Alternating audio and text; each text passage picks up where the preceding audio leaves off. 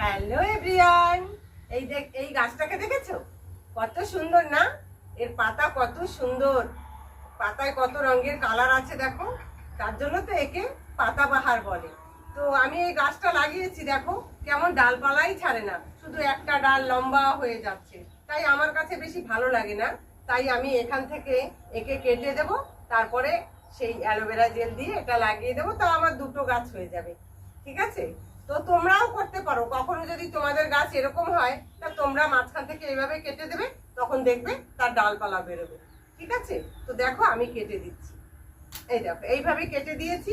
এখন এই নিচের পাতা, কিছু পাতা ফেলে দিতে হবে। ফেলে তারপরে একটু খালি বালি মাটির মধ্যে এইভাবে অ্যালোভেরা জেল দিয়ে, দেখো অ্যালোভেরা জেল দিয়ে এইভাবে ডিপ করে, তারপরে এইভাবে একটু জায়গা তৈরি করে এইভাবে লাগিয়ে জল দিয়ে দিতে হবে।